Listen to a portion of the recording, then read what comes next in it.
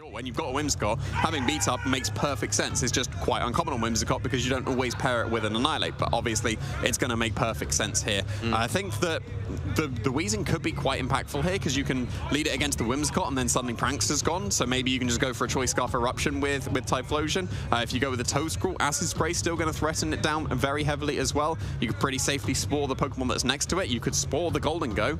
Like, Toedscruel can Spore with or without the Weezing on the field because Mycelium might, while it does have that like kind of drawback of, well, it's going to move last in the priority bracket, will also bypass ability. So Weezing or not, it'll be able to Spore the Golden Go. Yeah, the one thing I would say about the two teams, Yvar seems to have the immediate threat with those Pokemon that are able to just do damage straight away. You've got the Life Orb Garchomp, you've got the Scarf Typhlosion, and then you've got that Specs Galarian Weezing as well. Whereas Giulio's side of the field are more setup based, and we are going to see the leads coming out. Giulio leading with that Maushold and the Annihilate, and the Weezing out for Yvar with that Toedscruel. Yeah, so a very classic lead coming out for Giulio here. You've got to assume that Yvar has some sort of game plan against Maushold and Annihilate because it is such a common lead. The training on the speed on the Maushold is going to be quite impactful here because Maushold does naturally outspeed Toedscruel, and if you are training it to be as fast as possible, you'll easily be able to get the beat up before the Annihilate. But then if you don't go for Follow Me, that could leave you susceptible to the Spore that could be coming out. There's not a safety goggles on the Maushold. It is that Rocky Helmet instead. Because of that, we're going to see the Protect come out from the Annihilate, not take any damage this turn, and then an Acid Spray into the Maushold here. Going to lower that special defense by 2 stages, which will in turn power up anything coming out from that Weezing and return a taunt into that Toedscruel. Going to prevent that Spore from coming off any further turns as a Dazzling Gleam. Just the move of choice here. It is going to be spread damage, not hitting the Annihilate here, and doing some big damage, picking up a massive knockout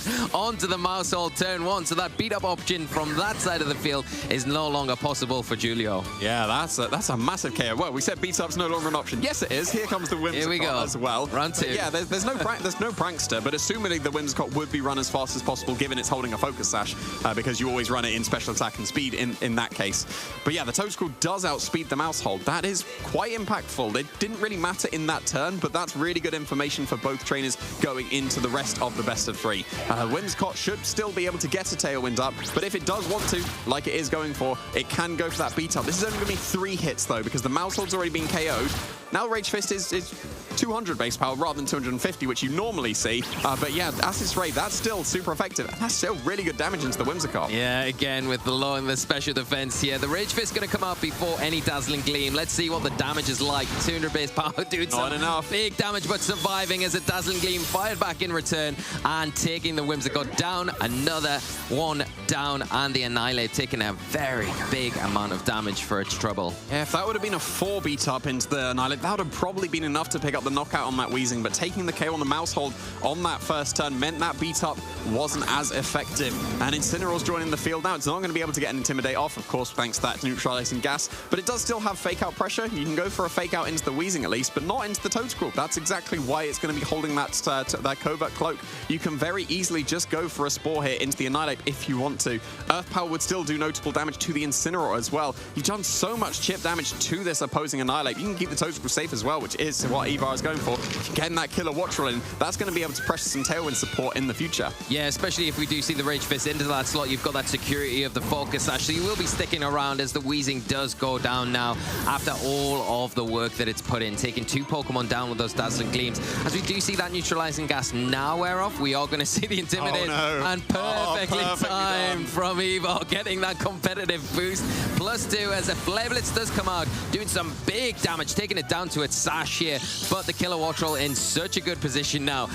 Is the final Pokemon that Garchomp. I didn't see when we were flashing through the switches there, but even if it is the Garchomp, but even if it wasn't, if it was a Toedscruel, you could still lock into that Discharge. +2 after that competitive boost activated, but now in such a dominant position where, like you said, the tried and trusted formula is going to be that Disc-Quake combination, Earthquake and Discharge. Both Pokemon immune to each other and so oppressive, and we do see the forfeit from Giulio. What a fast-paced game 1, Jim. Yeah, absolutely. That was easily going to be a double KO. Earthquake, Terra Ground Earthquake is what we saw Yvar going going for as well. Into Discharge would have absolutely picked up the KO. So yeah, I think the Killer Watcher was really cool because you've got 2 ground types with the Discharge. I picked up on, well, yeah, I'm going to Earthquake and Discharge with my Garchomp. I didn't even clock that, yes, of course you can Discharge next to your Toad Scroll as well. So yeah, really, really nicely done. I think it is quite crucial that the Toad Scroll does actually outspeed the Mousehold, because we know it's not safe to go, because that's on the Incineroar. You could very easily just Spore turn 1 now if the same lead is led for Giulio. Yeah, you could, and that would then open the door for you to maybe then go after the Annihilate, so it isn't knocking things out, being as such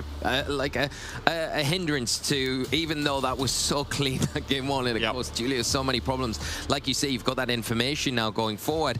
And the other thing, the timing there from Yvar to get that Killer Wattrel in was just so perfectly done. That was so good. We can't talk about it enough there, because knowing that, okay, well, the Glaring Wheezing probably going to go down here, but if it does, that neutralizing gas is going to wear off, and then that Intimidate will activate. I'm going to make sure I take as much of an advantage of this as possible, getting that Killer Wattrel in. Of course, with the Focus Sash as well, there was no risk of it getting knocked out. Yeah, for sure. And Flebus would have been strong enough. It did bring it down to the Focus Sash, but yeah, Killer Wattrel usually needs to be on the field and then Incineroar switches in. I don't think I've ever seen that interaction where you switch in the Killer Wattrel to get the competitive boost because of the Wheezing disappearing. That was such a cool play, and like the game was just immediately over. Like Discharge, Earthquake, that would have KO'd both Pokemon from full HP as well. Yeah, it feels very difficult for Giulio going into this next game, especially when, you know, anyone coming off a loss like that, especially being maybe taken a little bit by surprise. How are you approaching this one, Jamie? Yeah, I think the Whimsicott lead would probably be a bit more ideal, because we saw the Mousehold, it didn't really do too much there. You would be able to go for a Tailwind straight away. That's if you were going still with the Annihilate strategy, but it seems like a complete switch up for both of the trainers here. It's going to be Incineroar and Dragonite for Giulio, but Yvar did switch up to the Killer Wattrel, and there is that competitive boost immediately on turn 1. So yes, you've got an Intimidate on the Garchomp, but now you boosted that Killer Wattrel. Yeah, it's in a great position. It is threatened this next turn from that Fake Out, so it will have to either go for the Terastallization. You do that, you're committing that for the rest of the game, of course, but you can get some damage off, or you just go for a nice Protect, maybe utilize the Garchomp here to get some damage off, and you've got to be careful though in front of that Dragonite that does have those Ice-type attacks that 4 times super effective. So if you are staying on the field, if you are attacking, you've got to make sure that you get the knockouts from here, but we are going to see that Terastallization into the Ghost Terror type. It is going to have the immunity from that normal type Fake Out.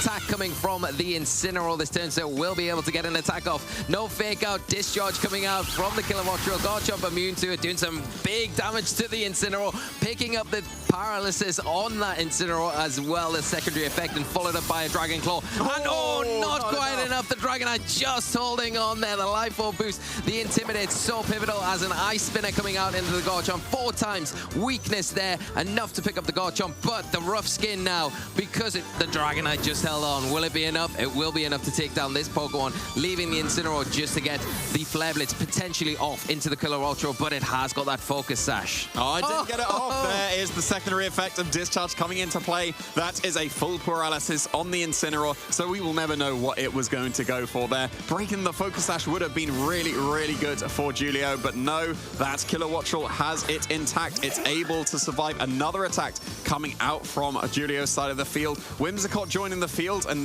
with the Wheezing joining the field as well. That means that the Prankster is turned off. You could have potentially gone for a Tailwind into a Flare Blitz into the Killer Wattrel to be able to break the Focus Sash, but even if the Tailwind was set now, you're being paralyzed thanks to that Discharge, and we see it's a 2-hit knockout. So yes, you can go for the Discharge, maybe even into your own Wheezing.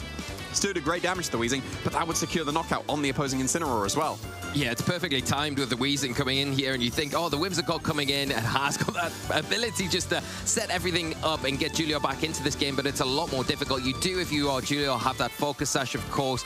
You've got that security of being able to take at least 1 attack before going down, but the Tailwind now being set by that Killer Wattrel on Yvar's side of the field, followed up with a Sludge Bomb, enough to take down the Incineroar here, leaving the Whimsicott open to go for whatever it likes here, probably matching the Tailwind most situations, but we know from the speed interactions now that the Killer Wattrel is in fact faster than that Whimsicott. Yeah, it is naturally faster than opposing Whimsicotts. It's actually in quite a nice speed tier that we don't usually see, because we don't really see a Killer Wattrel, but it's in a fantastic position here because now it's facing down the Annihilate. It could just go for an Air Slash, which is super effective into that opposing Annihilate, probably going to force that Terastallization, but Sludge Bomb's going to be able to be very super effective into the opposing Whimsicott as well. Not even a Terastallization, that's just the one-hit knockout into the opposing Annihilate. That is a huge knockout here. No change up from Giulio's side of the field. The air slash, enough competitive boost to take it down in one hit. Taken for its trouble, that Moonblast, and the Moonblast drop as well. The neutralizing gas. Otherwise, that Moonblast drop would have activated the competitive, but the neutralizing gas keeping it in check for now. Just keeping it at that +2, but the Wheezing doing enough. The Whimsicott taken down to a sash, and it looks like a very quick pace.